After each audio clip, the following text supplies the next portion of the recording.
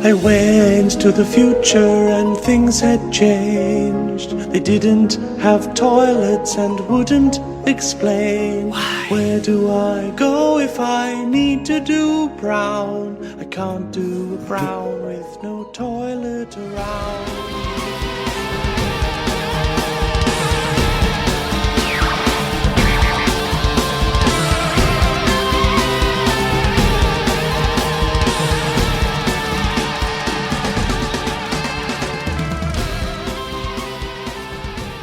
Hey, fun fans, it's We Enjoy. We've got Thunderball to talk about.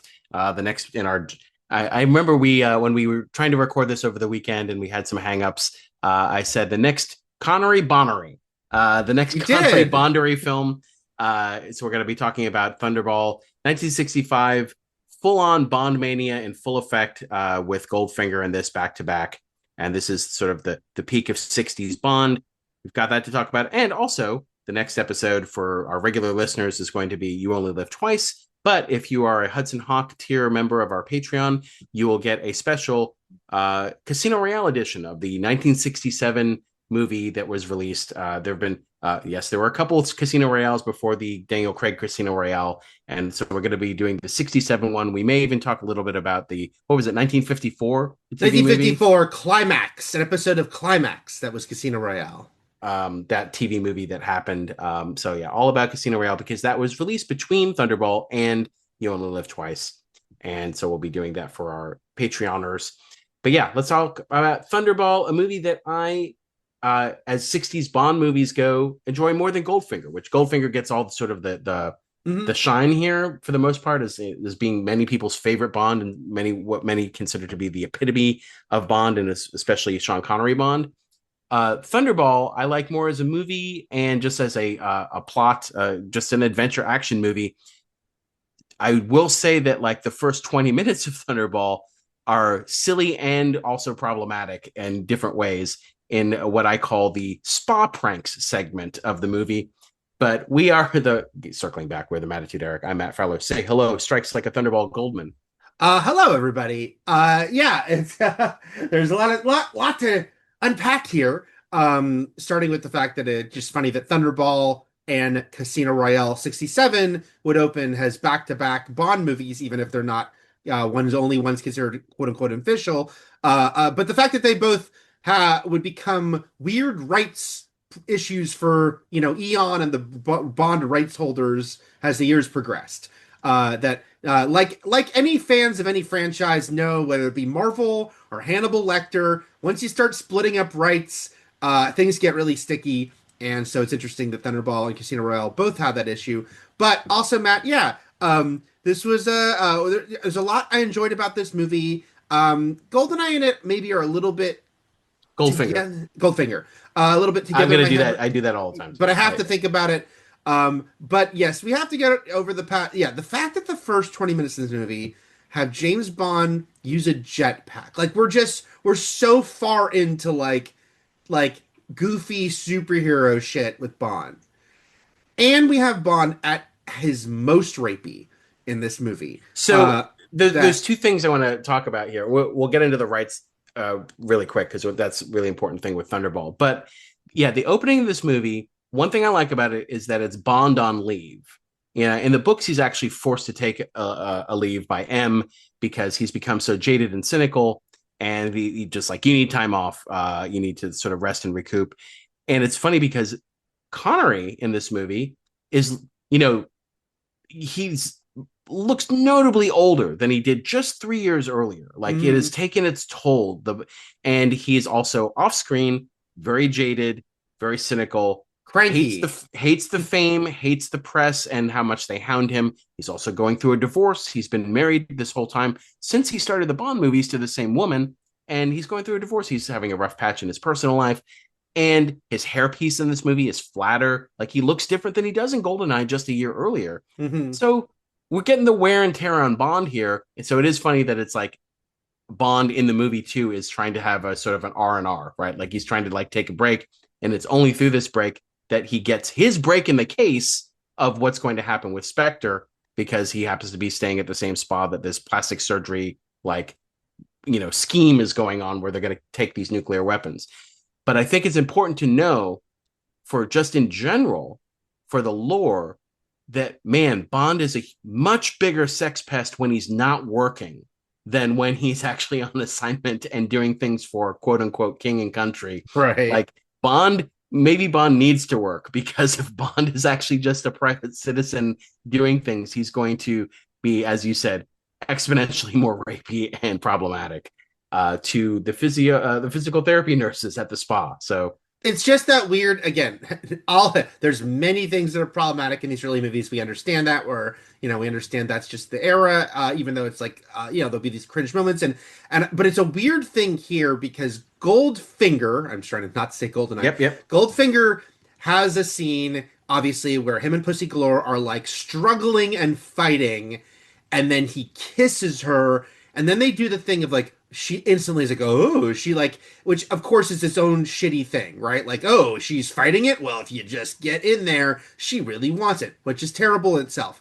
But I think this movie then is this strange doubling down, because with the massage spa therapist woman, he kisses her. She's like, no. Like, she is like the first time we've had a woman really articulate, like, I do not consent.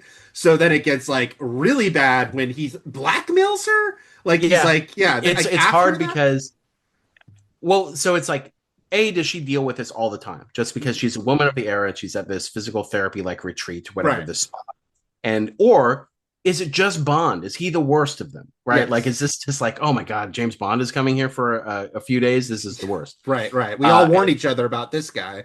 And it's like, he's so used to doing this with Moneypenny, but she reciprocates. She likes this. Moneypenny's like, this is what she's into. She's a super voyeur because she likes to imagine herself with Bond and also like she wants to know about his conquests. Like, this is like Moneypenny's kink. But yeah, so Pat, who is the nurse here, Patricia, she says no, but again, there's the whole thing is like, you just have to quote. It's the thing where you like basically, I think it was memed like a bunch of years ago, which is like, any story you hear about your grandparents' courtship involves, I wore her down. Right. I showed up at her work every single day until she finally said yes because I was harassing her. And that's how your grandmother fell in love with me. And it was just a thing of the time, which is like, if you just put that in the work, she'll eventually say yes and give in. And that's what's on display here. But then there's also the flip side of that, because the movie fully leans into, she did really want it, right? Like, she says no all these times, but like, man, once she's had a taste of Bond, she can't get enough, and now she's all in, right? Yeah, they still do that after. I just think the most damning thing is that when he says to her, my silence could have a price. After she's he blackmails her fully. Yeah. I'm like, he is in a power position. He's trying to get her fired. God. After he's basically in one of the silliest parts of Bond movies, they try to kill him on this weird, like, physical therapy machine of the era, which just looks like he's getting rammed in the ass by some fuck machine. Like, at which I put in my notes, because this happens right after the forcible kiss and her yelling at him, behave yourself, Mr. Bond. So I put in my notes, like, looks like it'll fuck him to death, and maybe that's appropriate. It basically looks like it's like a horror movie where they give the character like their just desserts, like, you know. No, Mr. Like, Bond, I want you to come. Yeah. And die. And it's like, yeah, it did seem oddly, I mean, yes, very goofy visual. Yeah, this is like a Jigsaw revenge. This feels like yes. It's like, so you force yourself on women. Well, now you will be forced upon. And then the shortest like, Bond movie, because it just turns right up the heat on Count Lippy. He like turns up the heat and closes the door. And I'm like, in a way that you think, did he kill him? Like, is he just going to be scalded to death, Final Destination style in this? But apparently he got free somehow. Right. Like, again, this is just the jackass pranks of the rest and retreat health spa that they've got going, where it's just back and forth. It's like, I'm James Bond, and welcome to Jackass. It's just 4D chess in the health resort. But so one of the things I like about this movie a lot is the character of Fiona, who's the evil femme fatale here. And she is great. And she like fucking fires rockets from her motorcycle and kills another operative. And so they fuck in the middle of the movie, and she is a conquest, but they're both doing it for their own reasons. And he even puts forth, he's like, nothing I did was pleasurable for me No, on a yeah, personal level. he And it's so really funny to hear him say that, where it's like, I do this for king and country. And she's like, hey, guess what? Same.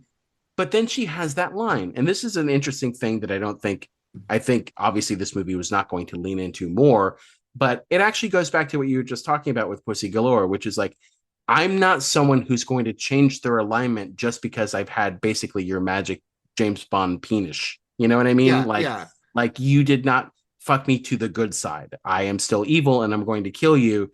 And so I like that, which is because we just saw it basically the movie take that stance with the nurse and him basically like she's like no she doesn't want it, but then all of a sudden she's all she wants is James Bond afterward, and she's like, oh, you thought you could do that to me, it didn't work, I'm going to shoot you dead. And so I don't know, there's both light and dark here because the movie does take a stance where it's like, hey, guess what, it doesn't work, and like No, no. your mo is fucking bullshit and I'm still gonna kill you. And also I just like the character, she's one of the very few non-dubbed characters in this movie. It's insane. Looking at the Wikipedia page, it's like, well, it's a weird time when it's like it's like we're watching casting. We're watching right? an anime brought to America, and everyone's the dubbed version.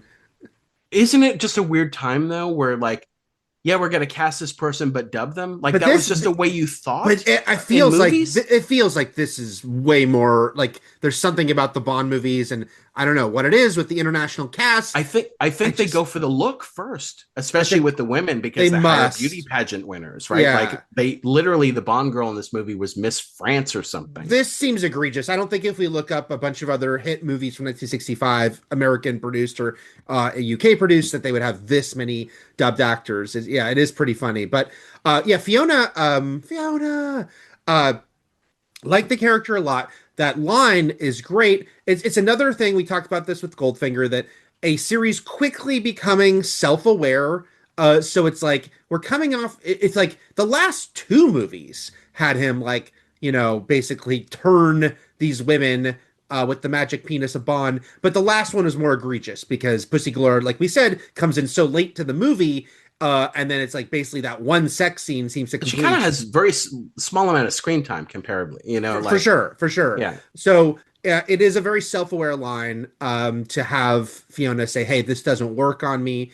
And again, everything is the modern lens of appreciating when they're doing something new, even if you wish they did even more with it, which is to say Fiona is a really cool villain and gets to do a lot and kind of feel and doesn't have to have some of like the ugly side of some of the stuff like with Kleb. I just am bummed that she gets taken out relatively early, which is to say I wish she was like Robert Shaw and pretty much his main antagonist, even though she's working for someone else for the run of the movie. And I'm bummed she's not in the final act.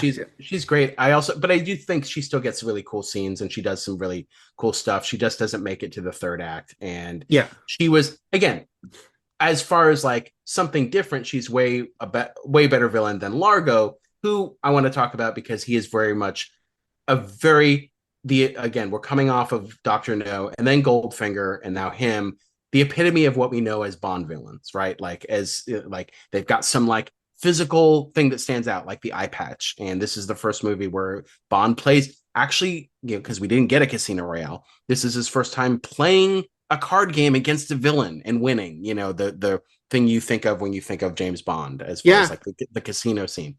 But let's talk about Thunderball just as a property and the sort of legal hangups and the interesting history of Thunderball, which is that it was first conceived of, and this is when the Bond books were already being written by Ian Fleming, but Fleming, along with Kevin McClory and a guy named Jack Whittingham, wrote this as conceived of it as a story and wrote it as a screenplay first, and then Fleming adapted that screenplay into, I think it was the 8th James Bond book, which was Thunderball. Yes. And which they wanted to do as the first movie, and they couldn't.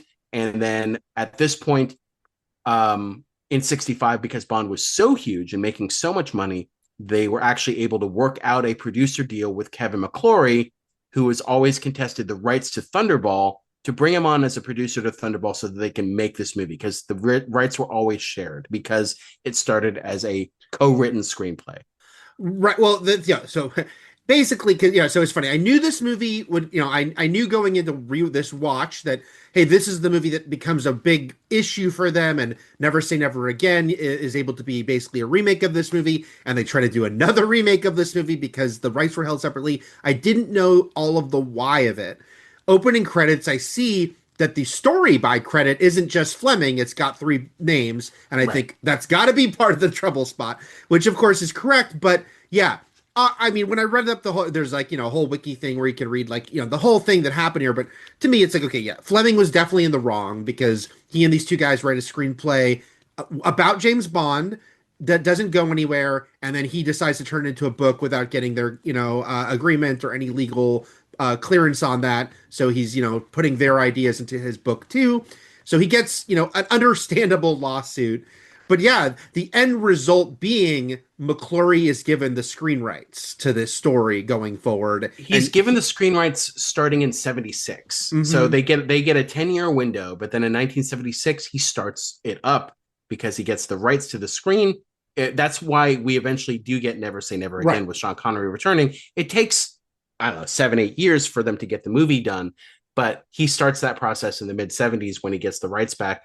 And then even after that movie, he tried to do it with Pierce Brosnan when Pierce Brosnan couldn't do James Bond. And Timothy Dalton, the Warhead idea. Yeah. He was trying to remake this constantly. Yep. With people who were almost Bond and then eventually Bond, or were Bond and then got, stopped being Bond. He tried to do this a lot. He also tried to do a James Bond animated series in the late 80s called James Bond versus Spectre.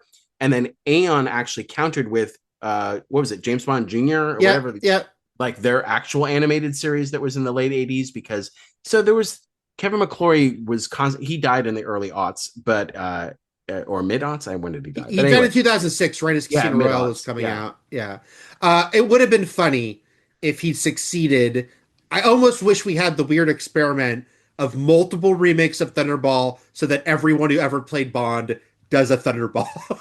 It would be funny. Brosnan got one and Dalton got one. Yeah. Craig got one. I guess you could even throw a super old Roger Moore in there too, like even after View to a Kill, Roger Moore doing Thunderball.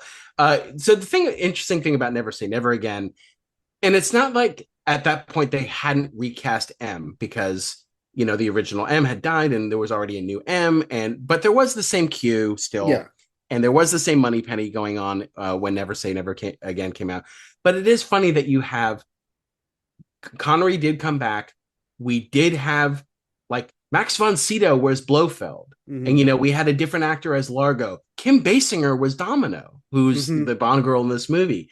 And we had a new M and Q and Moneypenny, which by this point was a big deal because we were about to get new Qs and Moneypennies and M's and stuff like that going forward, because after Roger Moore there was a big sea change with all the cast stuff like that. So but it was just a big deal to have all these characters basic and there was a Fiona character renamed Fatima that was played. So anyway, it was just an interesting thing with the rival Bond movies in 1983.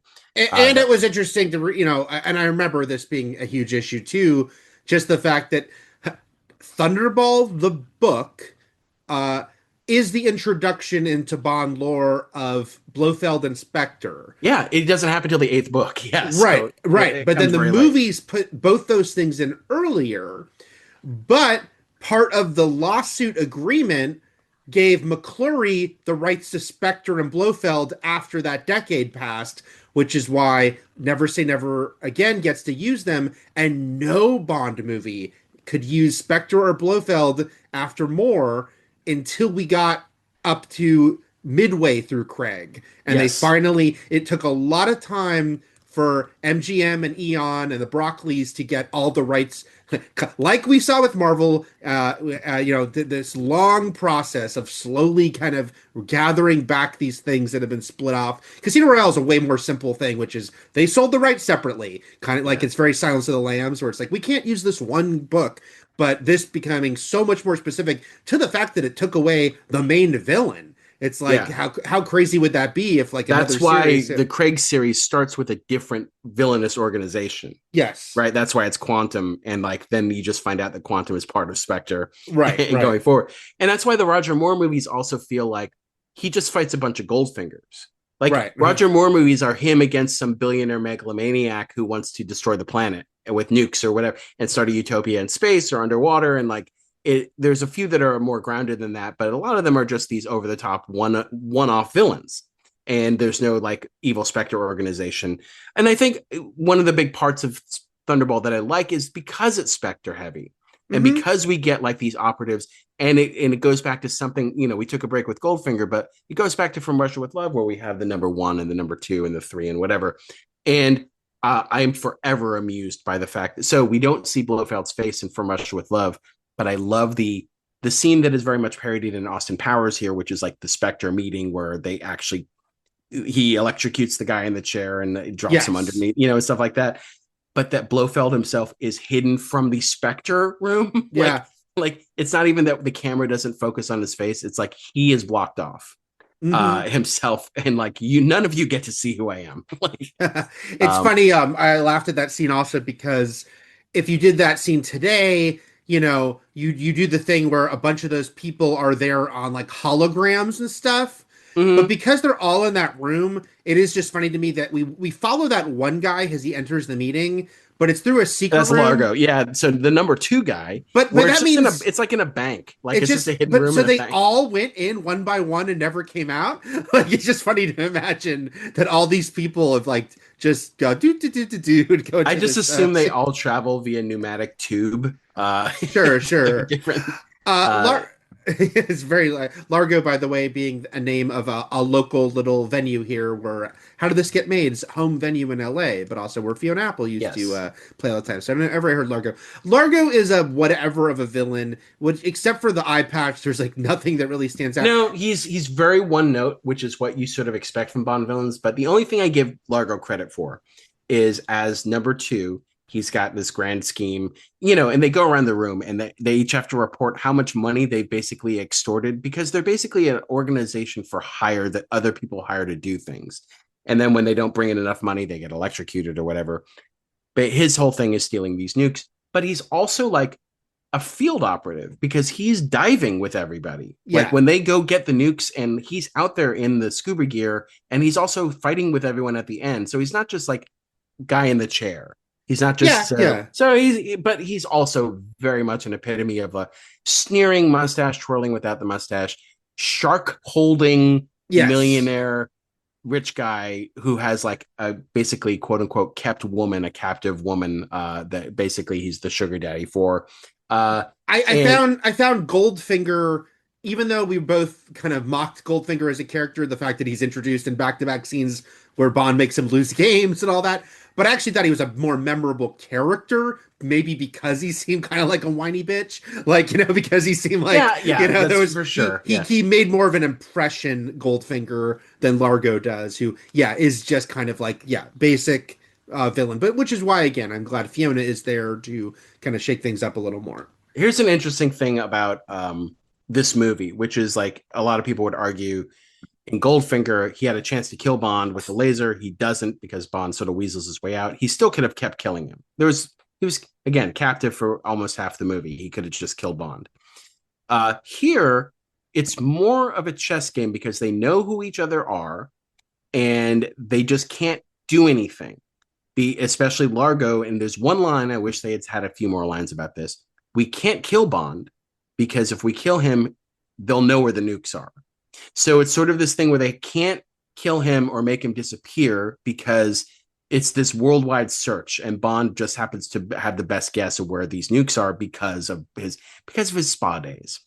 But if we kill him, they'll know where to search, and so they have to keep him alive in these the cliche cat and mouse game of what's going on. Like he still goes to lunch with Largo, even though they know who each other are and what they're all about. And like, I know you have nukes and I know you're after my nukes. And like, so I thought that was an interesting element here. It doesn't make Largo more interesting of a character, but I think the situation itself is more interesting. No, it is. And we also get a little more M here because we're cutting back to like the crisis room, stuff like with, by the way, Moneypenny gets to be in on the crisis room. Yeah. She And does. She yeah, does. just hearing all about it.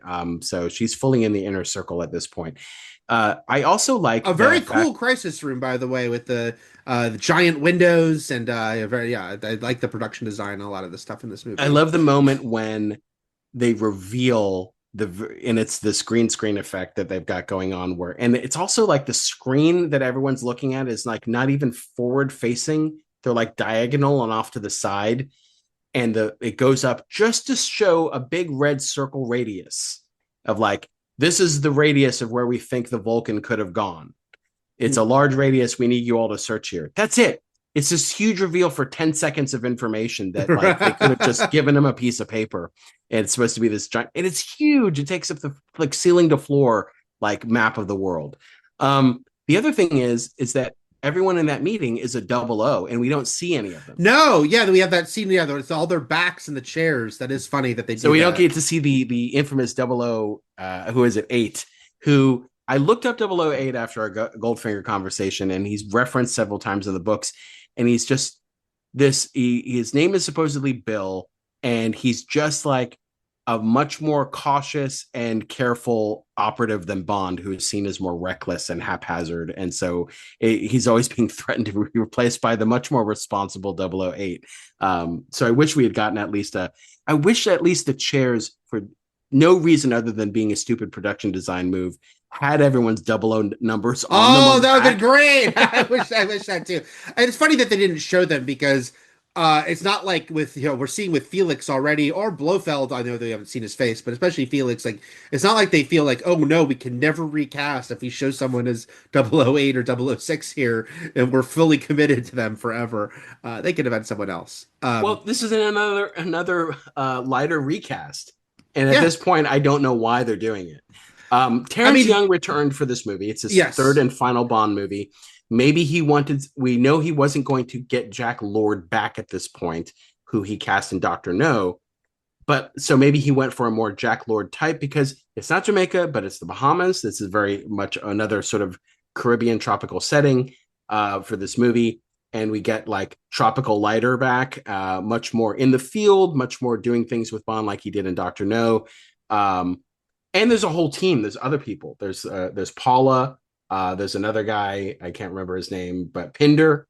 And Paula actually dies. She takes her cyanide pill. So he's got a team there. But yeah, they recast Leiter again, and this just is the MO going forward. It's funny because he's yet to ever be involved in an action scene, but this guy is notably younger, more fit. Like the last Leiter seemed like a much older guy, and then this guy is like a younger, stronger looking dude.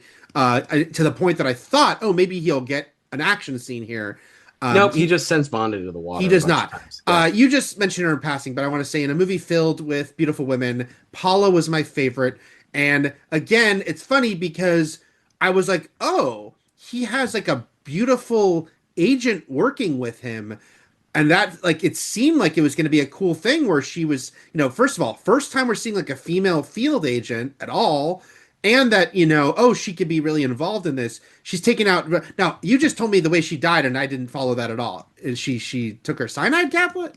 Yep. So she got captured by Fiona, and who like found her in the room, and they took her. And when Bond goes to infiltrate Largo's estate, and Paula is captured in there, we hear guards saying like she won't talk or something. And then when Bond actually goes down to the room, we hear them say.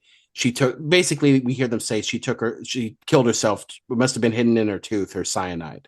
And that's why he looks in the room and she's a badass agent. Like she didn't give up anything and she killed herself. That makes me a lot happier. She killed herself. No, but I wish I'd caught that only because it also solves for me. It was one of those plot things of like, why take her just to kill her? And if she killed herself, that makes a lot more sense. But again, I understand, like, we have to take things piece at a time. So in my mind, I see her there on the boat with Bond, and it's like, oh, she's going to be part of the action. No, she's not. But even her being present at all is a new step. That there are. You also saw her in From Russia with Love as one of the fighting same actress. Yeah. So she was in a different role in From Russia with Love.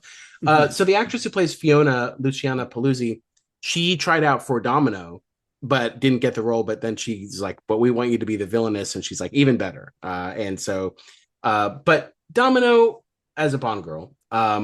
So Largo was dubbed.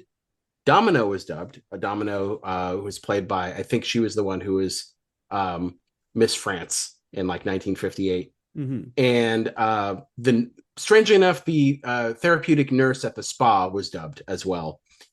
Is they were just going crazy with the dubbing. They were out of control. It was out of control. And it's funny just because I think we chalk it up to the audio of bygone films, which is like a lot of, like, I think the dubbing is actually very well done. I don't find it overly distracting, but I think that's just because that's audio back then just sounded like that. Even if it were their real voices, it kind of would have sounded a little detached because that's just how things were done.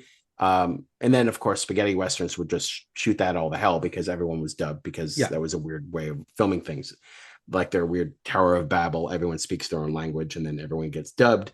Even English people got redubbed because they just didn't record audio on set at all.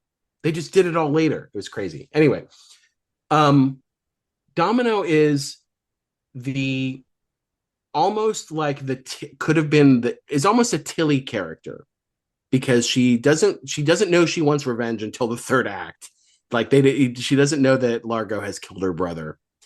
And then she gets basically turned to the good side. Before that, she's just sort of like Bond's way to like get information.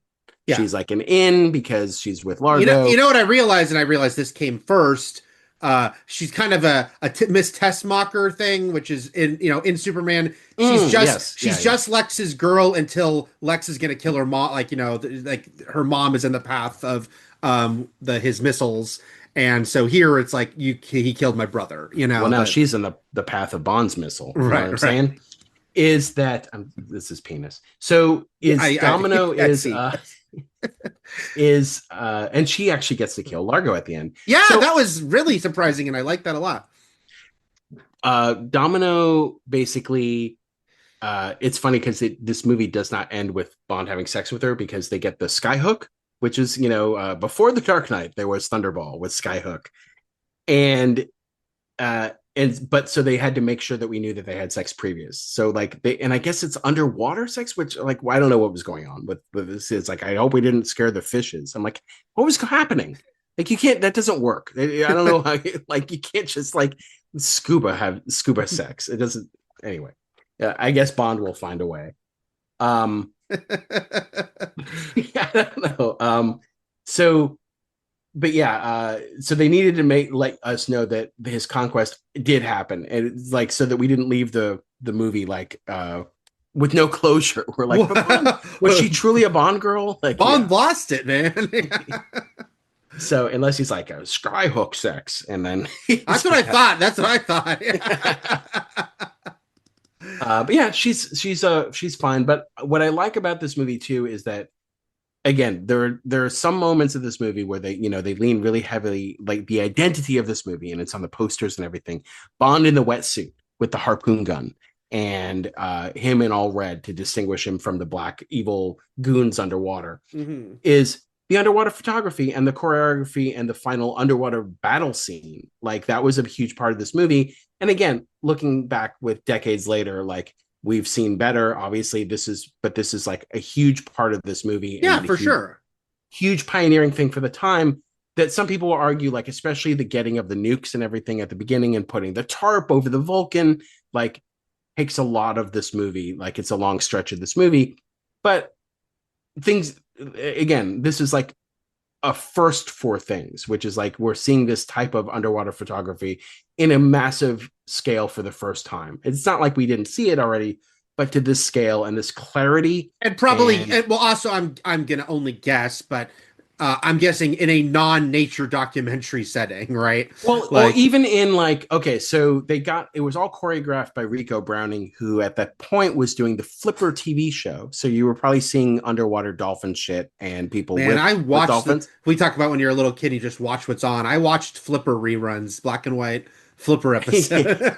So Flipper, he'd done a lot of underwater things in Hollywood, including he played the gill man in Creature from the Black Lagoon. Nice. So that's cool. this guy was all about underwater. And I would say that even if you thought that moments of this movie dragged where they're like getting the nukes and like all the things like loading things in, I would argue that there's just as much stuff on land that drags too, like getting out of the car, walking to the door, going into the office. It was just the way that things were done back then, as far as movies go. The action stuff at the end, I really enjoy. Like, man, he harpoons a guy in the eye. He grenades people after tricking them into going into like a hatch. I think they went above and beyond what even people looking back at a 1965 movie thinks an action movie underwater is. They're harpooning the shit out of each other. No, they are, and they have some of them have the cool backpack harpoon launchers. So this is where there's two armies here because there's Largo's guys in black, but then all these guys show up to help Bond, also wearing red. And my big thought is, oh, this is very G.I. Joe now. When they are like the two fighting underwater, color coordinated. Some of them have cool like trick weapons. I was like, oh, this is very fun G.I. Joe vibe to all this that I'm enjoying. Yeah, and then also the Disco Volante, the yacht that transforms into a smaller, faster, like supersonic speedboat, which they had to build from scratch and figure out how to the production design on this. We're at a moment now where we're starting with the $1 million Dr. No, and we're up to doesn't seem like a lot of money, but this is 9 times the budget at $9 million for Thunderball. And you can see where this stuff goes. Like the moments when even the plane is flying and the scuba soldiers are parachuting out over the water, like to dive down to fight Largo's army, it's all really awesome. And then the Disco Volante transformation into the final fight, which I think is awesome. Like the speeding boat and he's battling the goons and Largo almost actually kills him, but Domino saves the day, good stuff. I like the way a lot of this movie plays out. So very good stuff. It's funny because it was killing me what the significance of Disco Volante was to pop culture away from this movie. Well, as a Mr. Bungle fan. No, that was me too. That was me too. That was me too. I just couldn't place it. That the band Mr. Bungle, it's the name of one of their albums. So this is what I'll say. This is my weird side tangent about that. Is that Mr. Bungle, which is a Mike Patton band, for those who don't know, who was the very popular singer of Faith No More, their second lead singer, was in a band named Mr. Bungle. Each Mr. Bungle album is very different musically.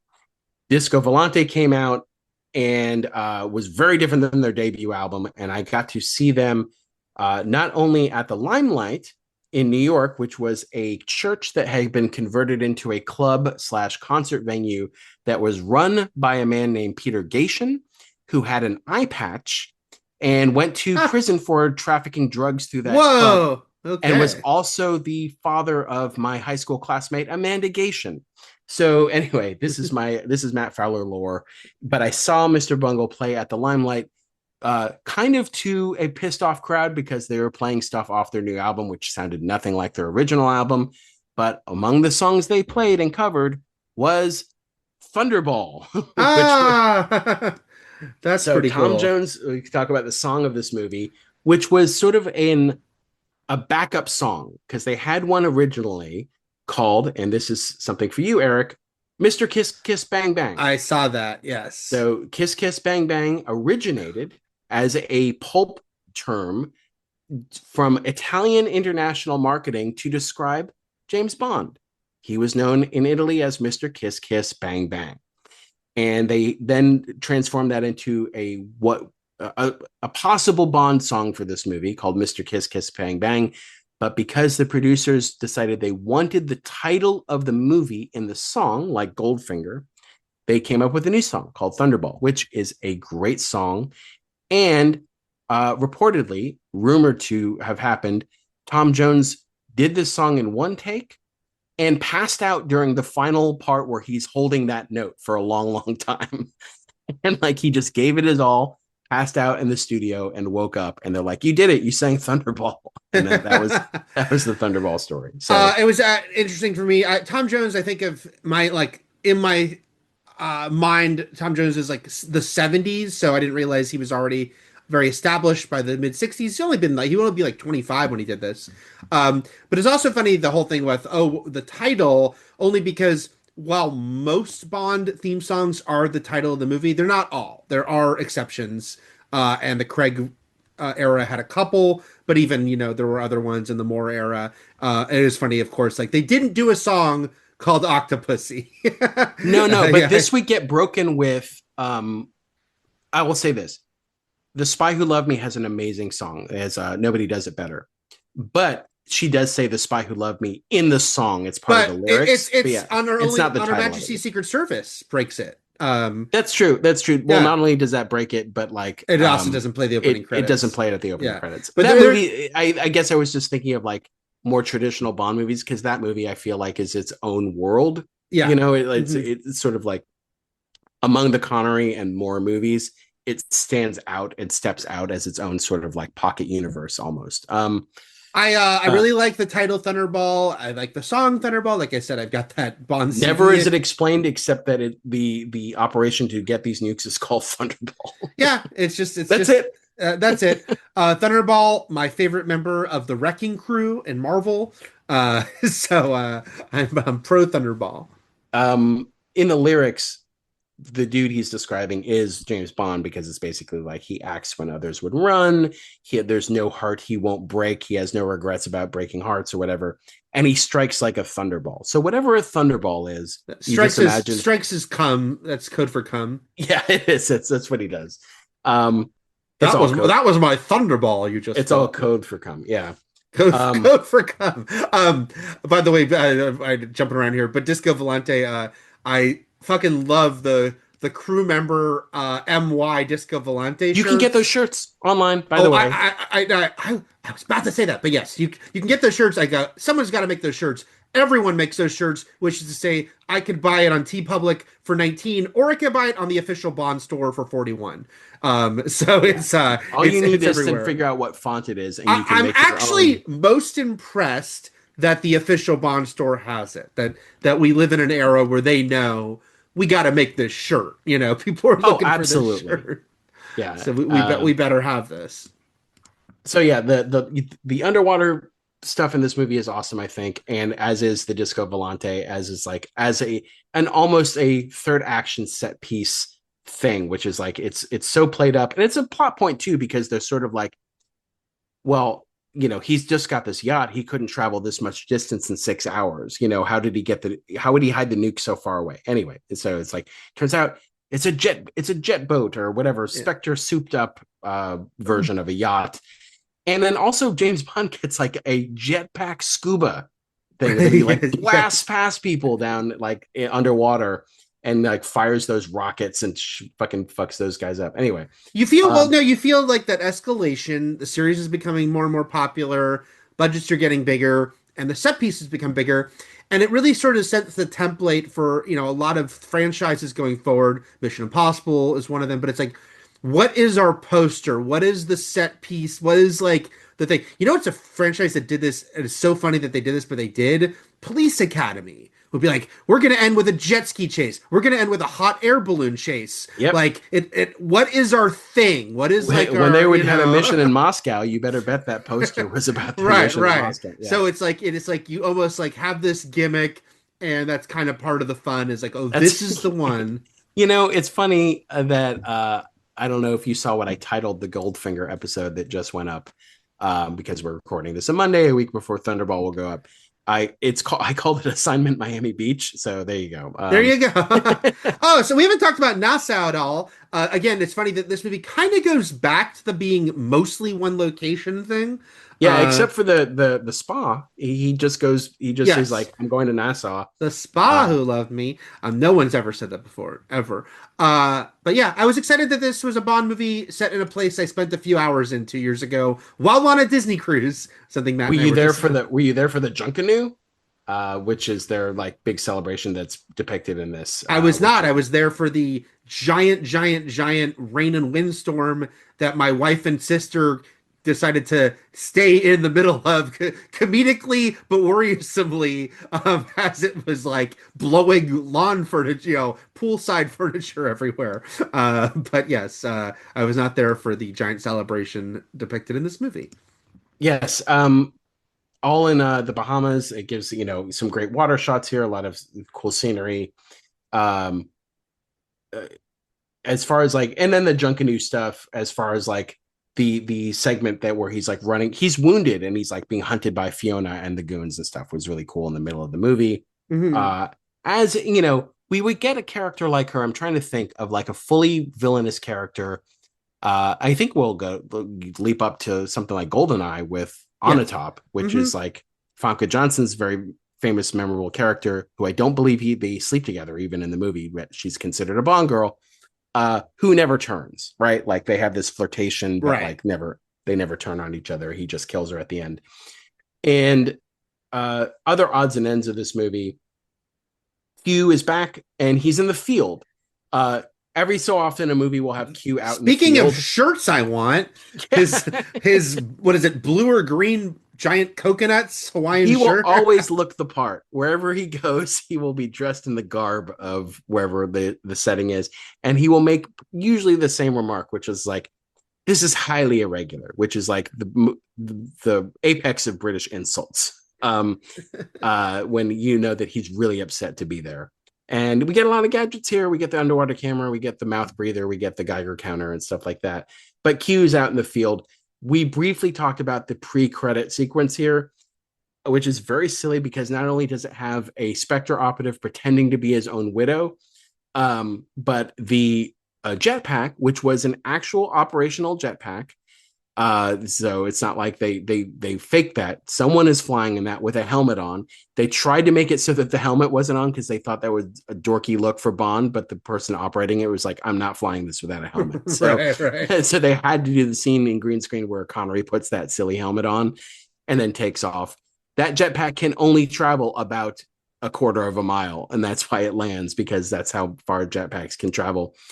And then one of my favorite parts, which is when the villains are coming after them, and it's almost like when Frank Drebin gets hit in the face with a pillow in Naked Gun, but it's just like, what do you think of water? And they're like, like No, my only we're weakness. wet, like. There is a couple of weird, funny beats in this movie I wanted to mention. One is Bond taking a grape while he's sneaking around. Yes. Yeah. But I really want to.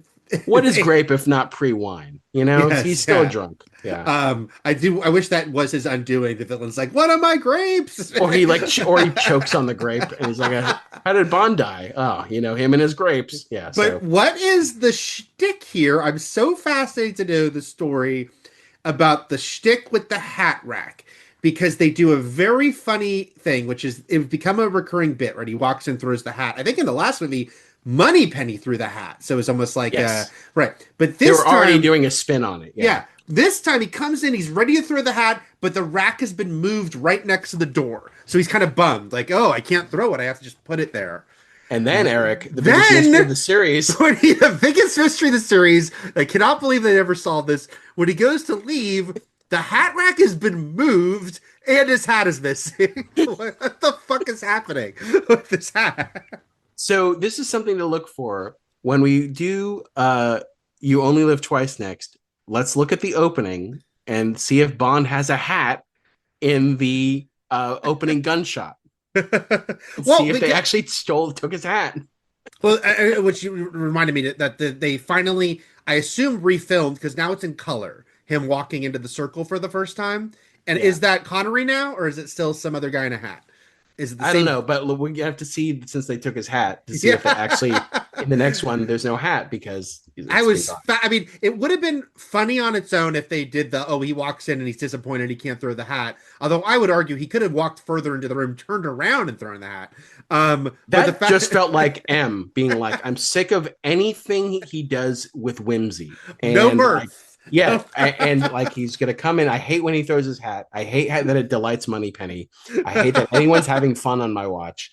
I'm moving this coat, this hat rack, Well, this coat rack. I mean, he could have just taken the hat too. The hat rack being moved as an extra part of the puzzle here.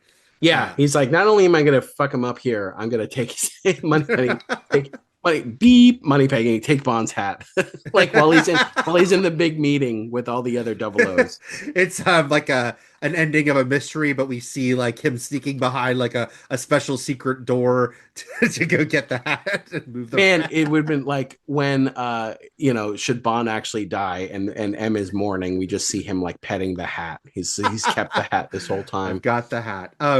This movie has, as we talked about, really some cool, fun action. Again, nothing's, it's all, not going to be on the scale of what we know today, but you can see it getting bigger and more inventive, and obviously the underwater stuff, lots of fun. One thing that drove me a little crazy, because I'm used to it in old movies here and there, but this movie does it a ton, which is speeding up, like actually speeding up the footage. Yeah, fast motion stuff. Yeah. It happens in the first scene when he's fighting the guy in drag. It happens with fist fights, which is weirder than vehicles. It happens when the boat crashes at the end. It happens like over and over. And I do wonder, again, total speculation here. I was reading out, again, they were making these movies so quickly. This one did run into schedule problems. They had to delay it by like 2 months, and they had to make this December date. They got a 3-month extension, but they were still rushing. And I do wonder if that has something to do with why there's so much of that. Like so many times that because there's a lot of old movies where it happens once, but here it just was like it was such a frequent thing, and sometimes just felt unnecessary. That was just. Here's the thing. So Terrence Young came back, his final Bond movie as the director that started it. Guy Hamilton was out. He would return, but he basically cited being just creatively drained after Goldfinger. Doing these movies one a year is huge. Putting this movie at the production scale and all the action and all the shots they had to get underwater and everything out in a year is crazy. So I totally understand like why this would also be a nightmare shoot. I'd also understand why Connery was worn thin, like just being who he is and like being in there's a lot of stunt work in this movie that you could see the stunt man, but like Connery's doing like this production schedule is crazy. It's no wonder his marriage didn't last, although probably may not have lasted just knowing who Connery was anyway. Right. But like you could see why he'd be so fucking worn out. Mm-hmm. And why, Terrence Young also didn't come back after this one. It's very trying to get these movies out on time.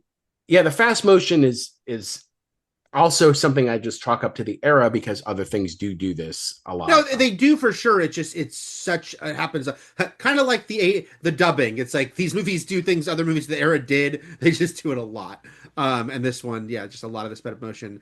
I thought it was very clever. Actually, like I just liked it as far as like how do you play out a scene like this when he plays back the recording of the room and literally like listens to the steps of the guy to realize he's still there. I think that was fun. He punches later. It's like, hey, double up. Like he punches later, and then yes, I do love that he turns on the water and the guy screams like he just can't take. Bad guys in water. Also was funny to me again, just modern lens stuff because if this happened in a movie today, it wouldn't happen because it doesn't make the hero look cool. Or if it happened, it would be a bigger, funnier moment. But I just thought it was funny that Bond drops his gun and it goes off like an idiot, like when he's on the roof of that place. Oh, mention it's this. It's not like he's fighting with someone and it goes off. It's like he just goes whoa and drops it and it goes off and alerts people to his presence. Well, I mean, I like movies where Bond gets messes up. Like he gets trapped in a cave in this movie and has to be lifted out by lighter. Like he gets into pickles. And he's got to sort it out. A couple things I want to mention here before we sign off, but like, what's the flap, Dawson is a great line. I remember I tried to mention it to you where our previous attempts at this recording. I still have no recollection of that. But it's like in the control room when the guy's reporting in that the nukes are gone, the superior is like, what's the flap, Dawson? And Dawson's like, I'll tell you what the flap is. We're missing nuclear weapons. Great stuff. What's the flap? We should bring that back. We'll bring it to America. Dawson. If it's still over in England, we should bring it over here. The other thing is there was a lot of shark antics here, and that Connery actually had a really close call with a shark. The shark wrangling was a little crazy. a stuntman had to be paid more money to when they throw that shower operative into the shark pool. The stuntman who did that, they're like demanded extra money on the spot to be dropped onto a live shark.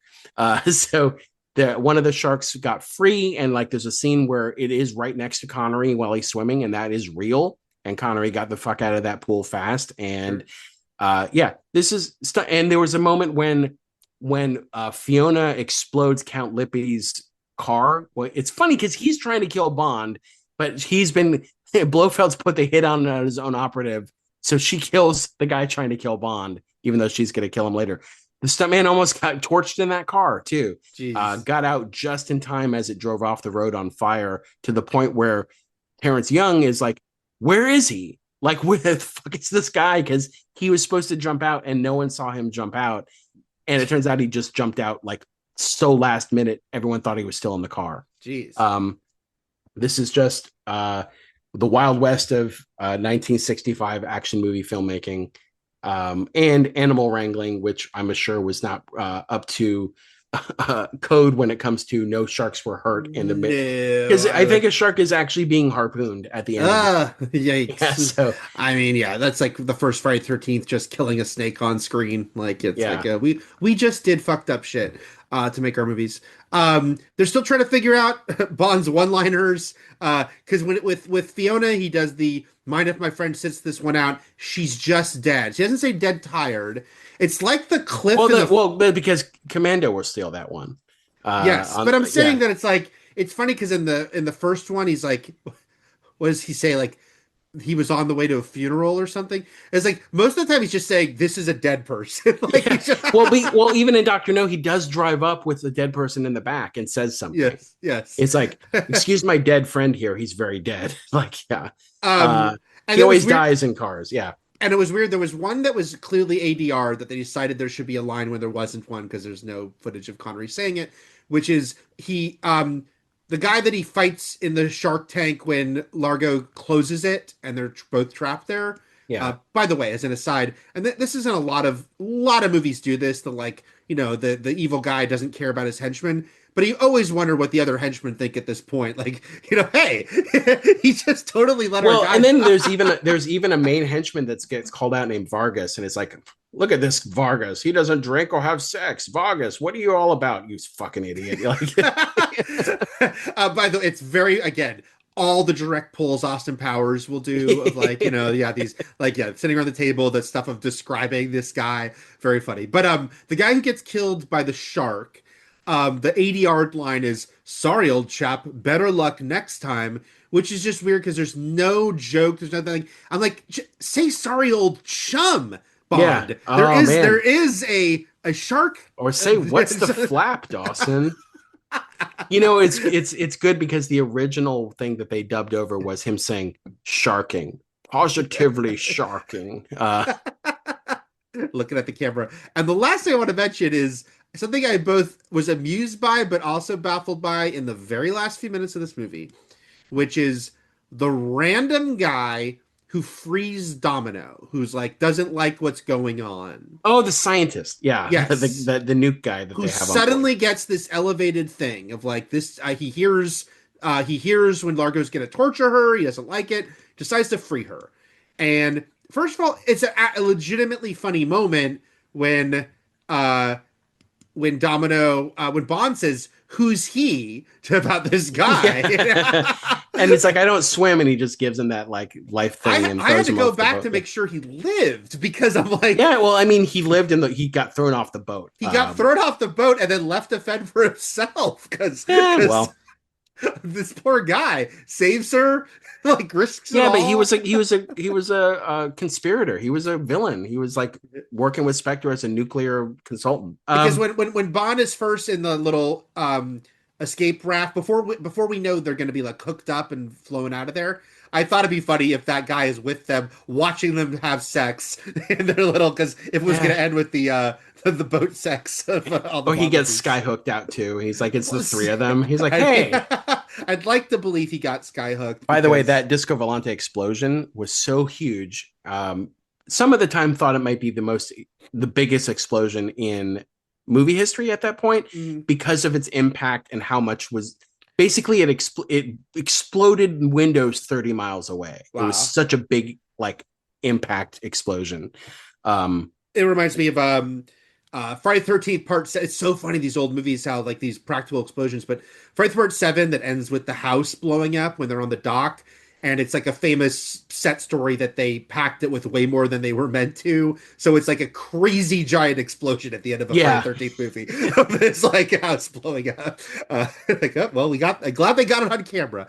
And then we mentioned Domino. It's a fun little thing that she's the one to kill Largo, even if I don't think Largo or her are like the most interesting characters. It's not what you expect. And I do like that once she kills him, he goes, "I'm glad I killed him." She's like, Yeah. "Hey." Well, actually, that's my favorite Bond delivery line delivery in the whole movie when he goes, "You're glad." Like Yeah. that was actually well done. Like he didn't even need anything like he got the point or anything. He already used that one, by the way. But like he didn't say anything like that. He's like, "Yeah, me too, bitch." Like I'm glad I was about to die. Right, right, Uh, right. Die But without my hat on. Yeah. or my flying helmet on, because he hasn't got any of the headwear. But yeah, Thunderball. It's a little bit in the same zone as Goldfinger for me, but there are some things maybe I do enjoy it a little more. I Um, like it more than gold. I yeah, mean, because there are things that I think are fun and different about it.